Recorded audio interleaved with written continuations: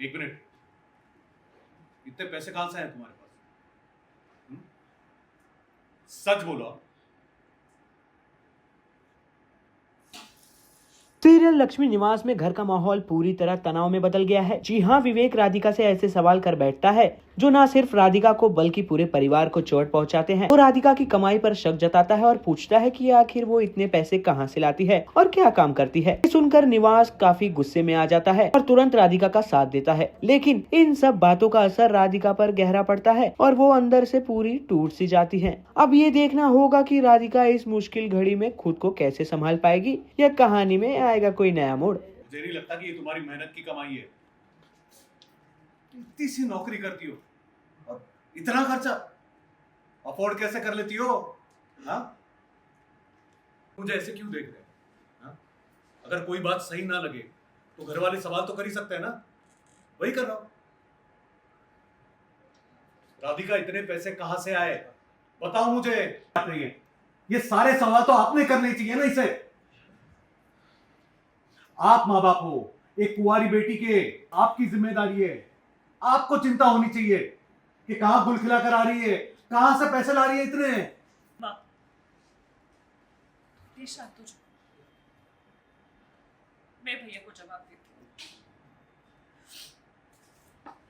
वैसे तो I am not answerable to you भैया, मुझे यहाँ किसी को भी सफाई देने की जरूरत नहीं, और क्योंकि मेरे मन में कोई खोट नहीं है, आई विल आंसर।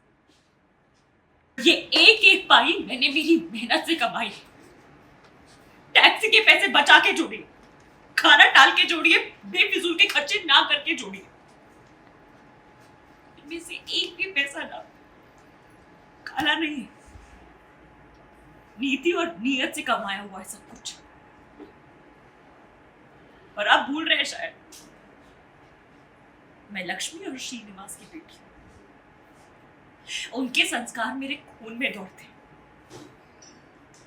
उनके एथिक्स, मॉरल्स, प्रिंसिपल्स मेरे हर काम में झलकते हैं। मैं चाहूं ना भैया तो भी गलत काम नहीं कर सकती, क्योंकि इन दोनों की आंखों में गिरना इतना बड़ा पाप मुझसे कभी नहीं होगा। और ये पैसे मैं कहां से और कैसे कमा के लाई, ये सवाल ही इतना बेहुदा है ना, इसका जवाब देना मुझे गवारा नहीं। इसलिए आपको जो सोचना है वो सोचो, पर सोच में भी मैं कोई गलत काम नहीं करूंगी। Keep that in mind. और क्या समझ के रखा भाई तुमने इस घर को? क्या मछली बाजार? ऐसे बात करते हैं एक पढ़े लिखे, संस्कारी और पूरी ईमानदारी से मेहनत करके कुछ पैसे कमा के ला रही है, तो उसे शाबाशी देने के बजाय तुम लोग क्या कर रहे हो? तो उसे ताने दे रहे हो। उसके अपने ही घर के लोग उसे ताने दे रहे हैं। तो ढाल बन के खड़े होना चाहिए था अपनी बहन के लिए। तू तो पीठ में खंजर भोंकने वाला निकला।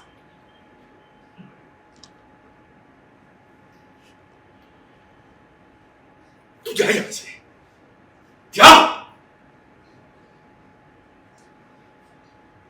मां का हाथ उठा और रुक गया, लेकिन मुझसे